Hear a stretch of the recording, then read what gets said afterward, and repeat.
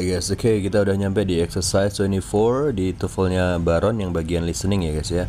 Alright, exercise 24, latihan 24. Buat teman-teman yang belum dapat exercise listening yang sebelum-sebelumnya, silahkan cek di playlist ya, playlistnya Baron.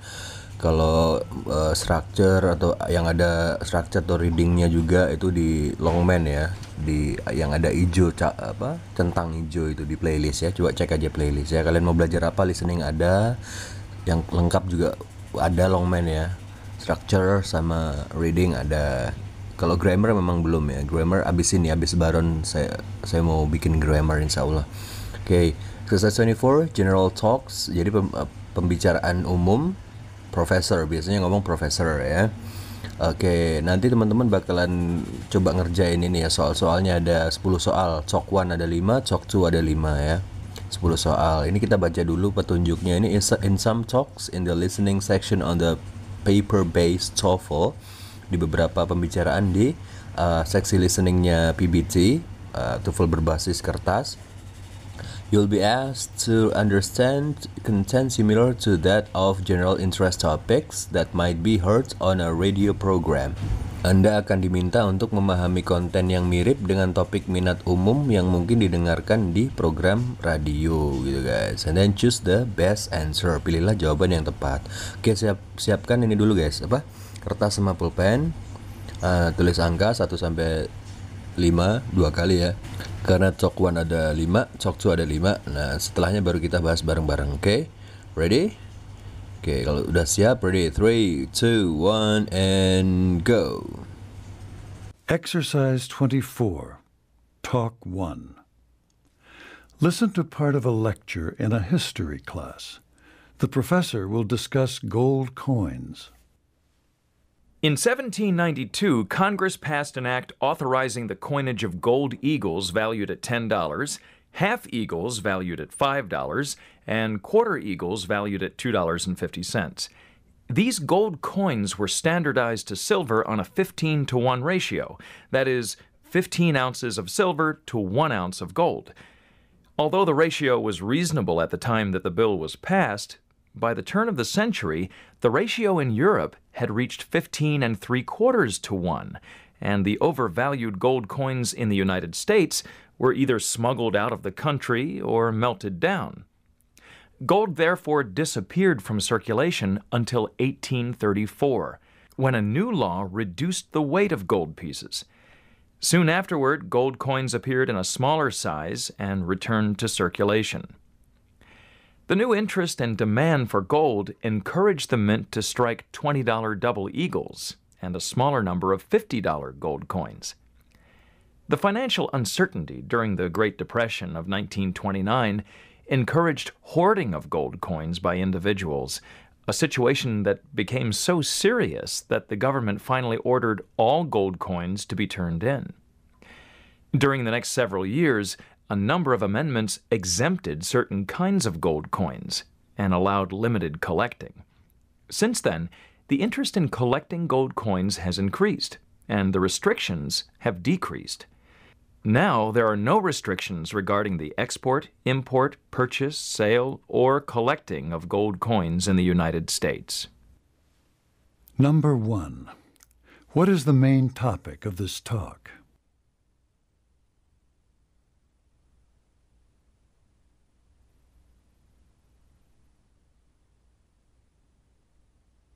Two.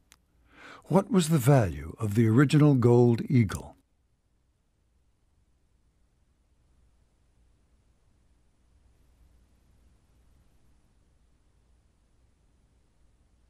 Three. What was the value of silver to gold in 1792?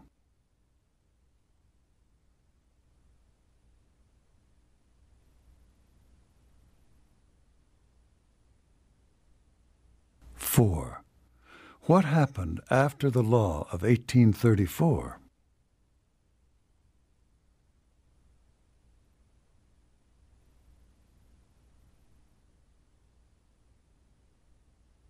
Five. What are the restrictions on collecting gold coins today?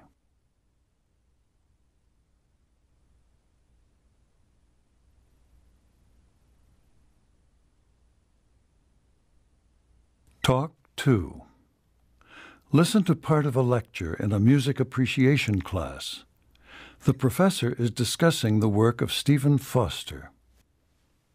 Stephen Foster was one of the most prolific songwriters of his time, contributing more than 200 songs during his 20-year career. His first attempt when he was 14 was a forgettable composition called the Tioga Waltz, a melody for 3 flutes which debuted at a school exhibition. His first published piece appeared only 3 years later in 1844. It was called Open Thy Lattice, Love, and it was rather typical of the sentimental tunes of the time. Still, it was a good effort for a 17-year-old composer. But it was minstrel music for which Foster will always be remembered. The songs of Southern black slaves in the pre-Civil War days evoked nostalgic themes, like the plantation era that was already fated to pass into history.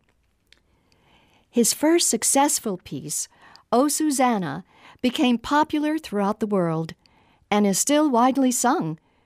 Campton Races followed with similar success. The most successful song written by an American to that date was Stephen Foster's Old Folks at Home, which appeared in 1851. Some of you may recall it as Way Down Upon the Swanee River, since it was also referred to by that title as well. In any case, an item in the musical world of New York stressed the unprecedented sales.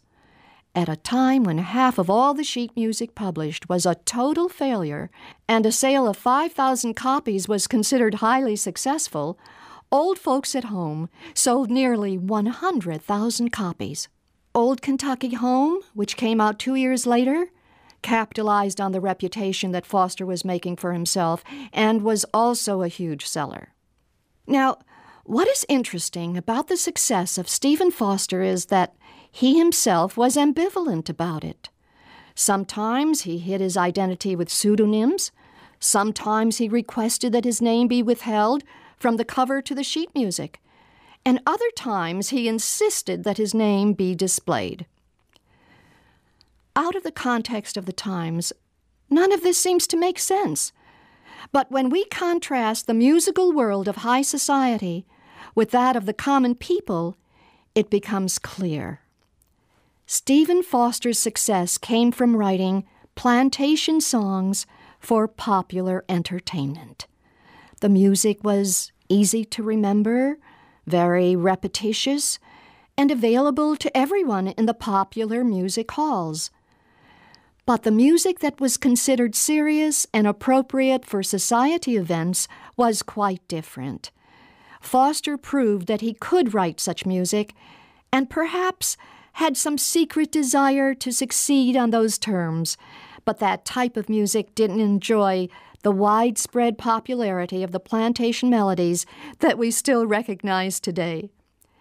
Most school children have heard Jeannie with the Light Brown Hair and Beautiful Dreamer, but none would recognize the saccharine ballads and hymns that were considered by a genteel few his better music. Number 1. What kind of music is associated with Stephen Foster?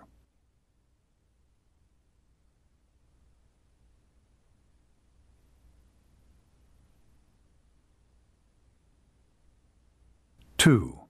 Which piece was the most successful song written by an American?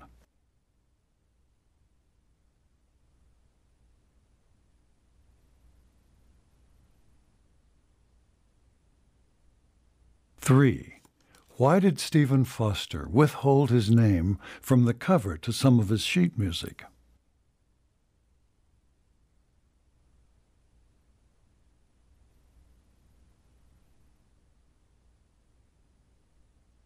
Four. What best describes Stephen Foster's most popular songs?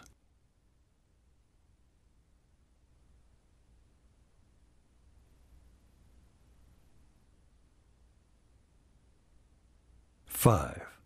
What do we know about Stephen Foster?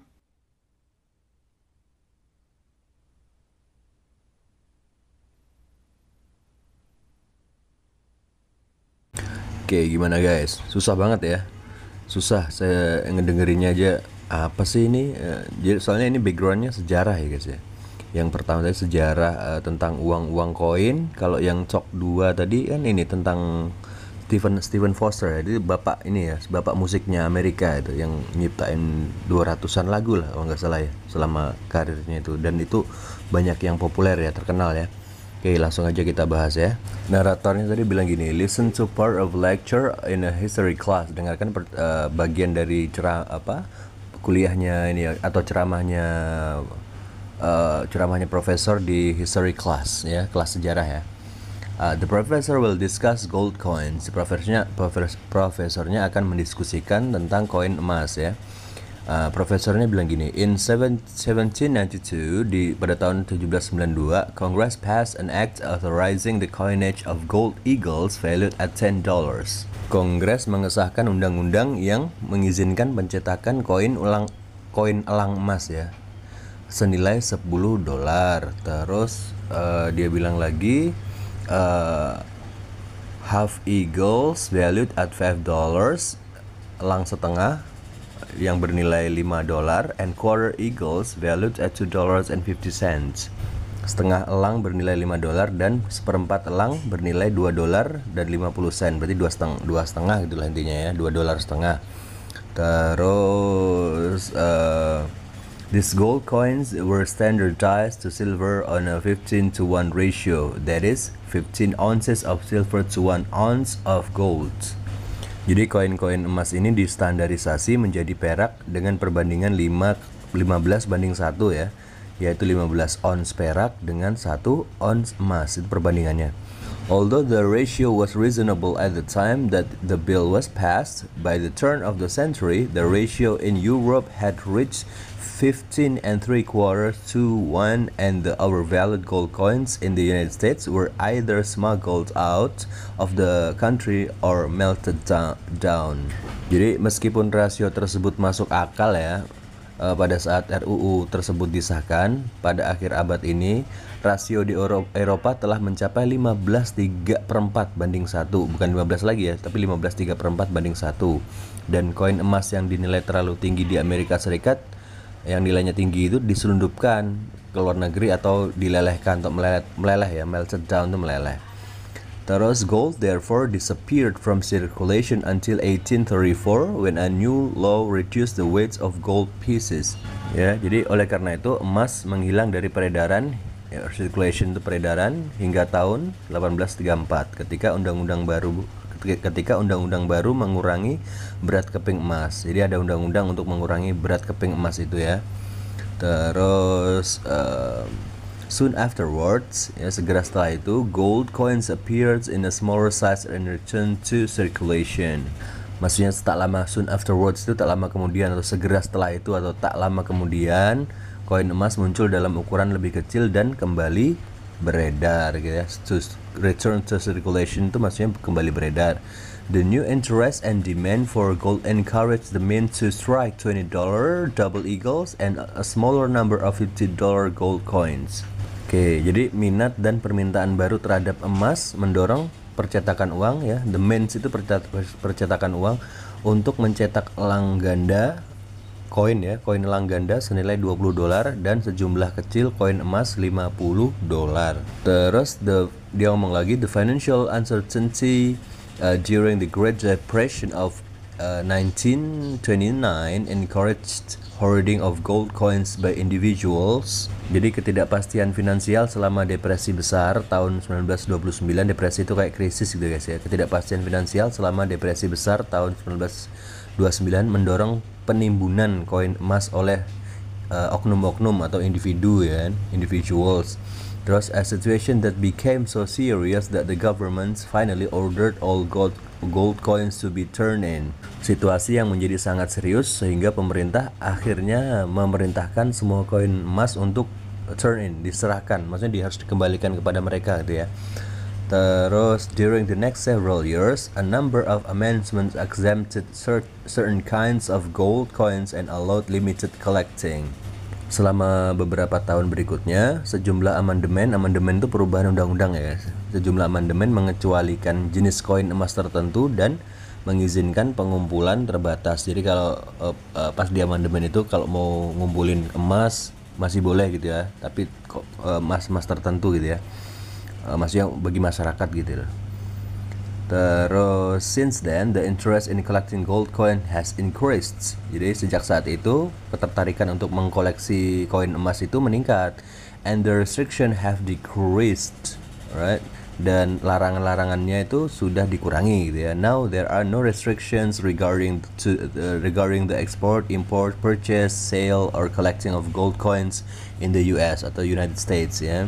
Sekarang ini nggak ada batasan mengenai ekspor, impor, pembelian, penjualan atau pengumpulan koin emas di Amerika Serikat. Bebas berarti ya sekarang ya. Oke, pertanyaannya adalah what is the main topic of this talk? Omongan ini apa sih? Topiknya guys, topik kenapa topiknya dia ngomong itu. Apakah yang A, the American Eagle as a symbol on coins, elang Amerika sebagai simbol di coins? Itu benar. Simbolnya kan eagle ya. Cuman kalau jadi topik kayaknya terlalu jauh ya. Ini bisa jadi topik kedua aja nih, bukan yang utama ya. Coba kita lihat dulu yang B, the history of gold coins in the United States. Sejarah koin emas di Amerika. Iya lebih benar yang B. Kalau yang C, the United States Mints, percetakan uang Amerika. Mints itu ini guys ya, percetakan uang. No. Kalau yang D, the value to collectors of gold coins, nilai bagi kolektor koin emas. No. Jawaban yang paling tepat adalah B untuk jadi topik ya guys ya. Jawabannya B, jadi sejarah koin emas di Amerika gitu guys. Alright, sejarahnya. Kalau yang A, C, D itu ya bisa jadi secondary judul aja, secondary themes aja judulnya ya, bukan yang utama ya. Kalau yang nomor 2, what was the value of the original gold eagle? Nilai dari gold eagle, koin emas elang yang aslinya ya. Yang aslinya ya 10 ya guys ya. Tadi kan dia bilang gini, in 1792 Congress passed an act authorizing the coinage of gold eagle valued at $10, ya kan? Ya, pada tahun 1792 Kongres mengeluarkan undang-undang yang mengesahkan pembuatan koin elang emas senilai $10 kan, dibilang gitu. Berarti yang 10 dong. Yang C ya, yang C. Terus kalau yang nomor 3-nya, what was the value of silver to gold in 1792? Nilainya perak ya terhadap emas di tahun 1792. Ya tadi 15:1 ya. 15:1 itu yang A ya, 15:1. Tadi dia bilang gini, by 1792 gold coins were standardized to silver on a 15:1 ratio. Kan rasionya di tahun 1792 rasionya gold coins ya. Gold coins distandarisasi ke perak, perbandingannya berapa? 15:1 kan, 15:1 ratio. Berarti yang A. Oke, yang B itu artinya apa, Sir? 15.25:1. 15 dan 1/4 banding 1. 15:4. Sir, tadi ada perubahannya. Iya, ada tadi perbedaannya itu yang ini guys, yang C, 15.75:1. 15 dan 3/4 banding 1. Itu kan tapi tahun 1800-an, bukan yang 1792 gitu kan ya. Pertanyaannya kan 1792. Kalau 15:3 yang D bukan. Yang A jawabannya ya, yang A. Kalau yang nomor 4, what happened after the law of 1834? Apa yang terjadi setelah hukum tahun 1834? Apa guys yang terjadi? Apakah yang A, the Great Depression occurred? Depresi besar muncul. Kalau yang B, the size of gold coins was reduced.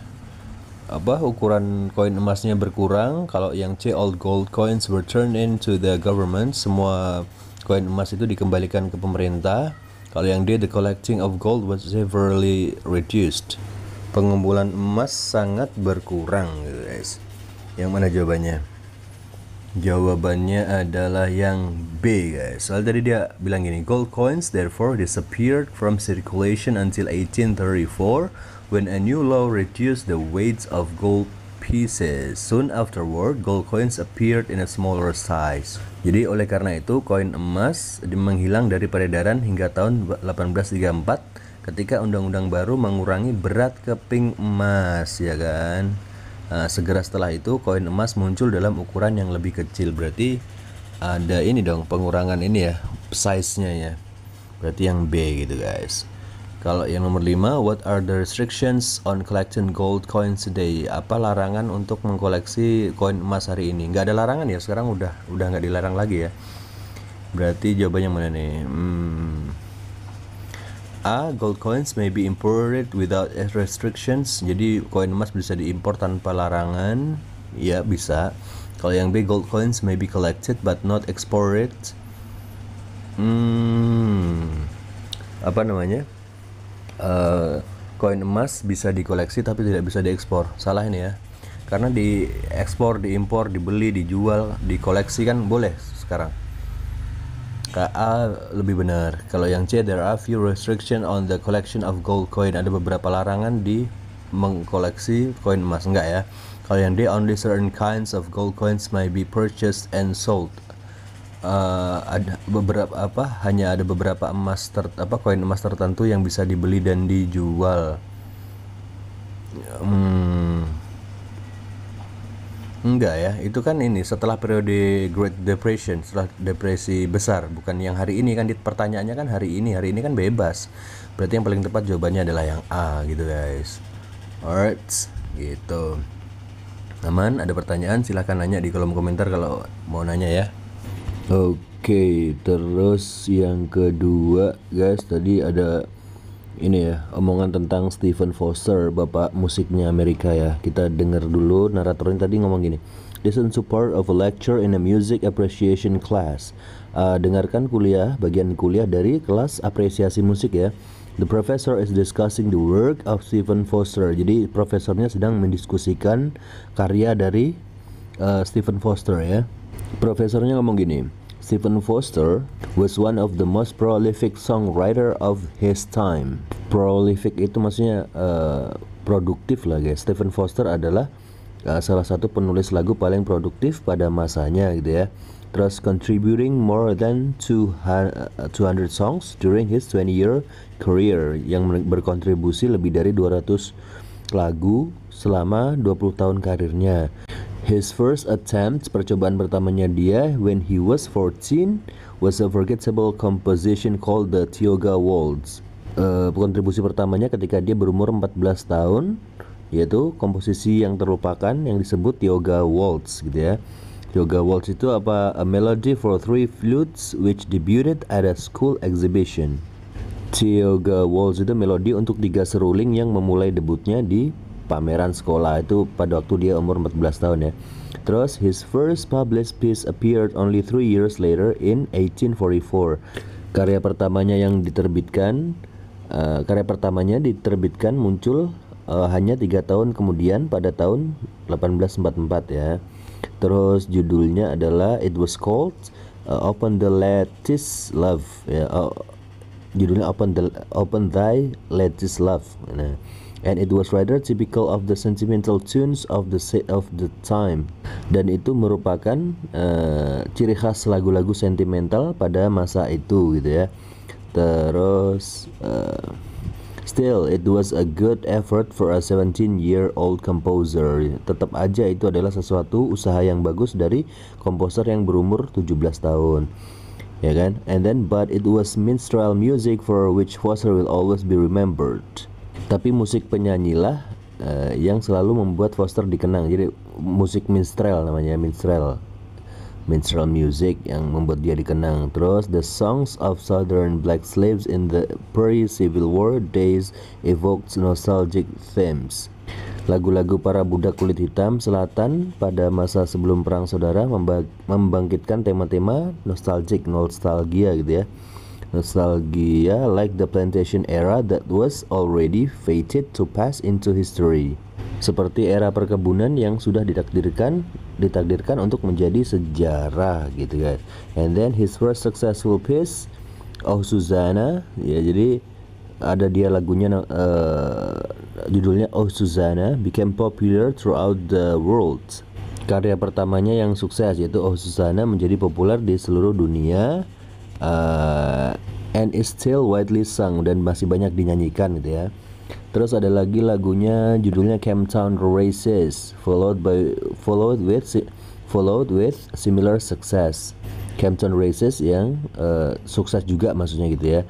The most successful song written by an American to that date was Stephen Foster's Old Folks at Home. Nah ini yang paling terkenal nih, paling sukses ya.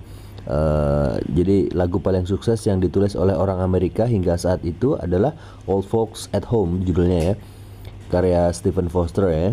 Karya Stephen Foster which appeared in 1851, yang muncul pada tahun 1851. Terus some of you may recall it as Way Down Upon the Swanee River, since it was also referred to by that title as well. Jadi mungkin beberapa dari kalian mungkin mengingatnya sebagai Way Down Upon the Swanee River gitu ya judulnya ya. Karena judul itu juga disebut ya. In any case di beberapa kasus gitu ya, an item in the musical world of New York stressed the unprecedented sales. In any case itu bagaimanapun ya, an item in the musical world of New York stressed the unprecedented sales. Bagaimanapun sebuah item di musical world of New York menekankan penjualan yang belum pernah terjadi sebelumnya gitu guys. Terus at that time when half of all the sheet music published was a total failure and a sale of 5,000 copies was considered highly successful ya. Pada saat setengah dari seluruh lembaran musik yang diterbitkan mengalami kegagalan total dan penjualan 5.000 eksemplar dianggap sangat sukses gitu guys. Terus Old Folks at Home, lagu yang judulnya Old Folks at Home ya, sold nearly 100,000 copies. Terjual itu 100.000 kopi ya. Old Kentucky Home, ini lagu lain lagi, which came out 2 years later. Jadi ada 2 tahun lagi itu ada setelah 2 tahun setelahnya itu ada lagu judulnya Old Kentucky Home, which came out 2 years later, yang muncul 2 tahun berikutnya, capitalized on the reputation that Foster was making for himself and was also a huge seller. Ya, jadi lagu itu yang keluar 2 tahun kemudian memanfaatkan reputasi yang dibuat Foster untuk dirinya sendiri dan juga ya huge seller, berarti ya laris manis ya, lagunya sukses lah intinya itu ya.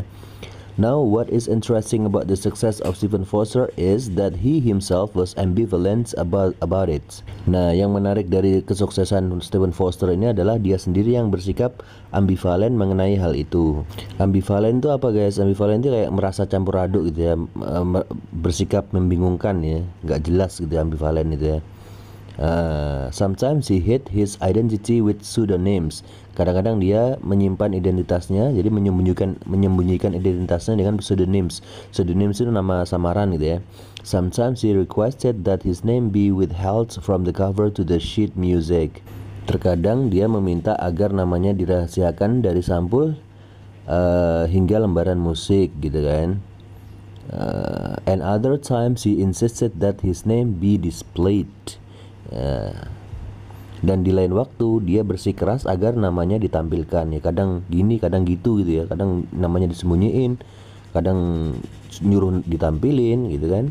And then out of the context of the times none of this seems to make sense, but when we contrast the musical world of high society with that of the common people, it becomes clear. Maksudnya adalah di luar konteks zaman, semua hal ini sepertinya tidak masuk akal. Namun ketika kita membandingkan dunia musik masyarakat kelas atas dengan dunia musik masyarakat awam, hal ini menjadi jelas gitu guys. Alright. Stephen Foster's success came from writing plantation songs for popular entertainment. Jadi kesuksesan Stephen Foster itu datang dari menulis ini ya, plantation song ya, lagu perkebunan, plantation song untuk hiburan populer gitu ya. The music was easy to remember, lagunya itu gampang diingat, very repetitious, sangat kayak diulang-ulang gitu ya, and available to everyone in the popular music halls, dan tersedia untuk semua orang di aula musik populer gitu guys. But the music that was considered serious and appropriate for society events was quite different. Namun musik yang dianggap serius dan cocok untuk acara masyarakat justru berbeda gitu ya. Terus dia bilang lagi, Foster proved that he could write such music and perhaps had some secret desire to succeed on those terms. Ya. Jadi Foster membuktikan bahwa dia dapat menulis musik seperti itu dan mungkin memiliki keinginan rahasia untuk sukses dalam hal tersebut. But that type of music didn't enjoy the widespread popularity of the plantation melodies that we still recognize today. Namun jenis musik tersebut tidak menikmati popularitas ini ya, melodi perkebunan yang masih kita kenal hingga saat ini. Terus most school children have heard Jenny with the light brown hair. Kebanyakan murid sekolah mungkin sudah mendengar ini ya, lagu judulnya Jenny with the light brown hair sama Beautiful Dreamer and Beautiful Dreamer. But none would recognize the saccharine ballads and hymns that were considered by a genteel few his better music. Jadi sebagian besar anak sekolah pernah mendengar Jenny dengan rambut coklat muda tadi, with the brown hair tadi, dan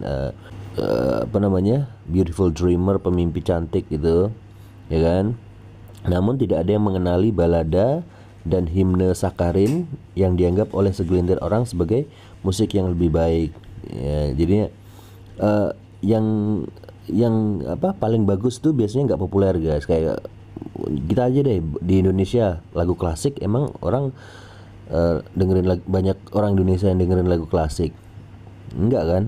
Pasti dangdut. Pokoknya yang kalau ditimbang-timbang kan bagusan mana klasik sama dangdut ya? Bagusan klasik karena komposisinya lebih kompleks ya, komposisinya lebih rumit ya, lebih berkelas gitu guys, jazz, klasik gitu-gitu. Tapi kan yang populer malah yang biasa aja gitu loh guys, right? Ya. Oke, ini juga agak bingung saya ya, karena ini sejarah juga guys, meskipun musik tapi ini lebih ke sejarah ya guys ya. Banyak lagu-lagu tadi yang disebutkan tadi. Alright, coba kita jawab aja pertanyaannya. Nomor satunya, what kind of music is associated with Stephen Foster? Apa jenis musik yang dihubungkan gitu ya dengan Stephen Foster? Ya, yang mana guys? Sentimental tunes, lagu-lagu sentimental, plantation songs, lagu-lagu perkebunan kayaknya. Terus hymns for churches, nyanyian pujian untuk gereja. Terus serious society music, musik masyarakat yang serius. Asosiasi ke Stephen Foster ya, berarti yang plantation ya. Yang plantation, soalnya tadi dia bilang gini, Foster's success came from writing plantation songs for popular entertainment, dia kan gitu bilang deh. Jadi kesuksesannya Foster itu datang dari dia menulis plantation song ya, lagu perkebunan for popular entertainment, untuk hiburan populer gitu guys. Alright. Terus yang nomor 2-nya, which piece was the most successful song written by an American? Gampang ini ya. Sebentar kita lihat dulu. Open Thy Lattice Love, bukan, itu kan lagu pertamanya dia ya kayaknya ya, yang dipublish pertama. Which piece was the most successful written by American? Jadi lagu apa yang paling terkenal, paling sukses yang pernah ditulis sama orang Amerika? Yang A bukan, karena Open Thy Lattice Love itu lagu yang pertama dipublish sama ini ya, sama Stephen Foster. Kalau yang B itu Susanna populer, Beautiful Dreamer populer, All Folks at Home populer. Tapi yang paling most successful itu adalah yang C, All Folks at Home ya. Karena tadi dia ada bilang gini, the most successful song written by an American to that date was Stephen Foster's All Folks at Home. Jadi lagu paling sukses yang ditulis oleh orang Amerika hingga saat itu adalah All Folks at Home, karyanya Stephen Foster gitu guys. Kalau yang nomor 3, why did Stephen Foster withhold his name from the cover to some of his sheet music? Mengapa Stephen Foster menyembunyikan namanya dari sampul beberapa lembaran musiknya? Apakah yang A, he was too young to publish music at that time? Dia terlalu muda untuk mempublish musik di waktu itu. Enggak kayaknya. Bukan karena terlalu muda. Kalau yang B, his name was not yet very well known. Namanya belum terlalu terkenal. Terkenal dia kan udah nulis plantation song terus udah terkenal gitu kan. Terus yang C, he knew that some songs would not be approved by high society. Dia tahu bahwa beberapa lagu tidak akan di-approve, diterima sama orang-orang kelas atas ya. Ya bisa karena apa namanya? Tadi ada dia bilang gini kan, the music that was considered serious and appropriate for society events was quite different from from that written by Foster ya. Jadi musik yang dianggap serius dan sesuai untuk acara masyarakat sangat berbeda dari yang ditulis oleh Foster kan. Dia ngebedain antara ini saya nulis untuk kalangan bawah, kalangan biasa, awam. Ini yang untuk kelas atas gitu. Yang ada namanya yang kelas atas gitu guys. Ya bisa. Kalau yang D, he reserved his name for his most popular music. Dia mencadangkan namanya untuk musiknya yang paling populer. Enggak lah, bukan cadangan. Yang benar jawabannya adalah yang C ya guys ya. 3 itu C. Terus yang nomor 4-nya, what best describes Stephen Foster most popular song? Apa yang bisa mendeskripsikan lagu populernya Stephen Foster? Apa yang paling menggambarkan lagu-lagu Stephen Foster yang paling populer gitu ya? Apakah yang A, easy to remember, mudah diingat? Bisa. Kalau yang B, written for the piano, ditulis untuk piano, nggak ada keterangan pianoan tadi ya.